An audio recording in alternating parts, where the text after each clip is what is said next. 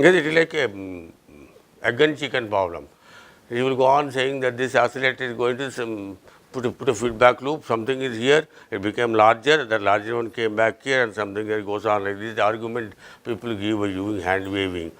But who gave the first one? Right? It's a chicken egg problem. So that first one comes from the noise.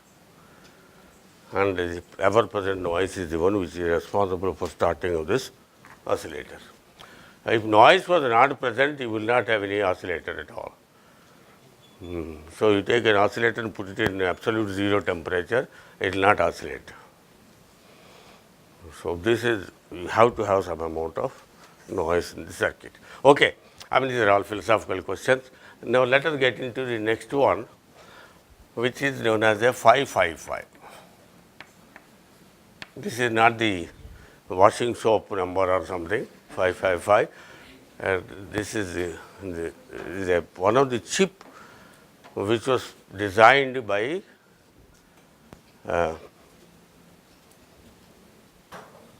Komenzied.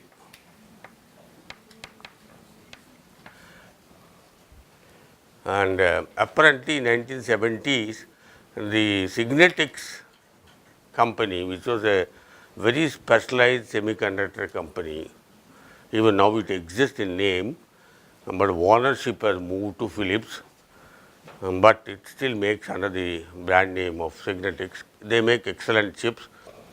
And this engineer Komenzied working there was asked to design some unique chip. In the 70s, you remember, is just the starting of your integrated circuits. So people are trying to make some new integrated circuits so that you can sell it in the market. So he was asked to make some exciting, useful chip. So he got into this idea of using this Schmitt triggers to make pulse generators and made a chip called 555.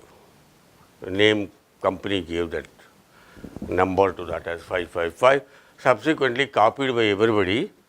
And of course, everybody makes 555, I don't know, but with some front end here, with something else here, mu 555, NE 555, NX 555. But basically, the circuit is the same which Komenzied has patented, or the company has patented. And according to Wiki, I don't know whether these figures are correct or not, they claim that today 1 billion 555s are sold every year. See the power of this chip. And if you talk to any electronics engineer, he will just talk 555 as almost like a very standard. If you go on, you must know about it, otherwise you do not electronics engineer kind of. So 741, 555, these are all household names in the electronics. So 555 is another chip like that, and a very useful chip. We will see why it is so. And so the sales are so high every year, I understand. And those of you who are money minded can immediately make a calculation. If you make 10 cents out of one chip for the company, how many millions of dollars he makes per year. So this is the kind of profits you make just by one chip. Okay. What is this chip? It is very simple. I mean, if you look at how, but his innovation at that point of time was what you should appreciate. What he did was, he put two, let me try to organize them in that manner so that I can draw the diagram properly. The other one is also plus minus.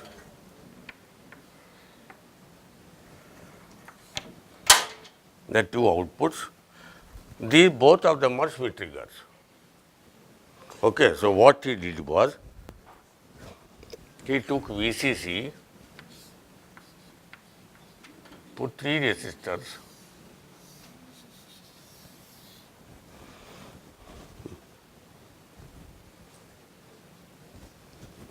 like this, 3 equal values of resistors.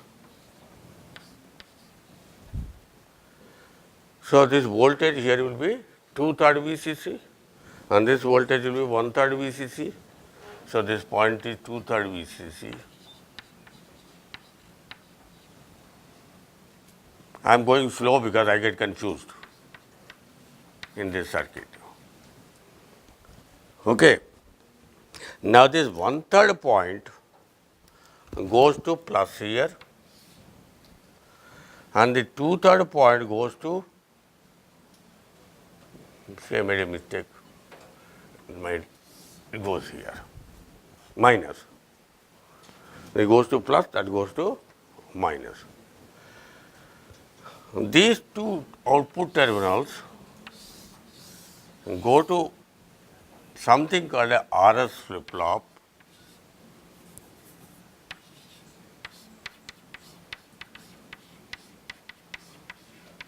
Did you read this in your class 12? RS flip-flop, set reset flip-flop. Okay, you will worry about it later, but you will read about it more detail later on. And it gives you two outputs, Q and Q bar. You know what Q and Q bar means.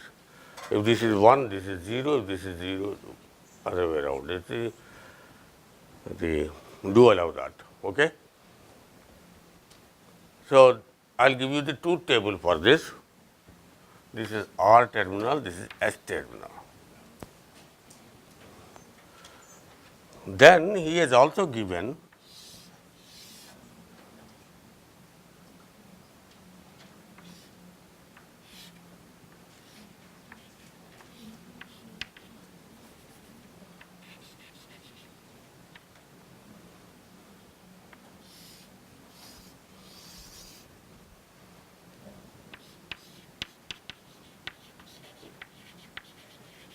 called discharge terminal. We will understand why it is called discharge, but let us call it discharge. Then this negative terminal of this second Schmitt trigger is what he called as trigger,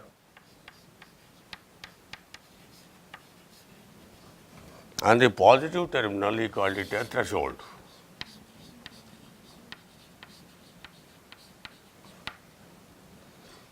That is all this chip has. Two Schmitt triggers, plus minus terminals. So, the same argument, when this goes higher than this, then this will be plus 1 and vice versa. So, this is what the chip contains inside. Okay. How does this work? What do you want to do with this chip? This is the output.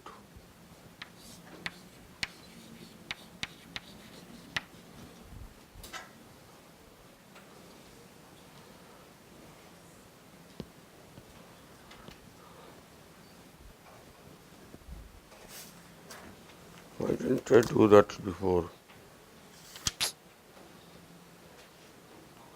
Okay, easier to do it here. Let me now go to one circuit called monostable.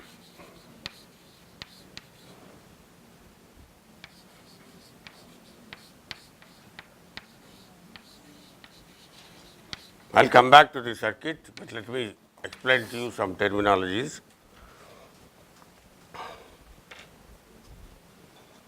There is a class of circuits called multivibrators.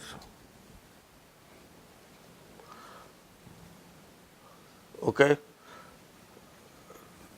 Just to give you an explanation, I won't go into details of that.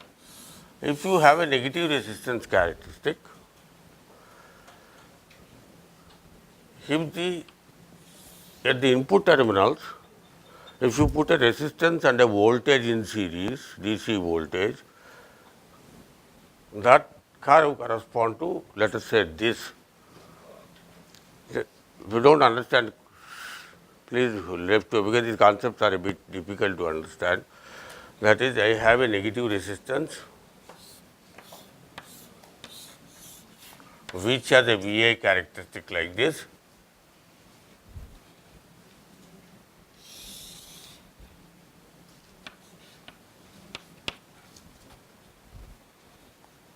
And if I apply to this a voltage in series with the resistance, the argument is very clear. This V and I coming out of this must be same as the V and I coming out of this negative, because it has to be same at the node. So, the point which intersects between this curve and this curve is the supposed to be the Vi between those two terminals, right, because that satisfies both the equations. One equation is this Vi relationship, other Vi relationship is this, both are connected together. So, the both Vi's must be same in at the two port, at the one port. So, the intersection of this curve corresponds to Vi, which is nothing but V is equal to IR plus V naught, right. This V, let me see, this is V and this is I. And similarly, let me put the I other way around. So, then what do you get? V is equal to minus IR. So, and here there is a Vi characteristic for this. This V must be same as this V, this I must be same as that I. What does it mean? This curve and this curve corresponding to this, the intersection point is the operating point. So, if you choose your V and R in such a manner, the curve becomes like this, the intersection point is in the negative resistance region, and the negative resistance region is unstable. It cannot remain at the negative resistance region. So, why cannot remain in negative resistance region? When sitting in negative resistance, the amplitude will go on going up, right. They go on going up means the voltages will go on going up, but up to what point can I go up? So, you can go up to only this point, because beyond this again it will be decreased, because you get into positive region. So, it will be going on, no stable operating point for this, it will be moving around within this region, which would correspond to oscillation condition, because there is no stable point.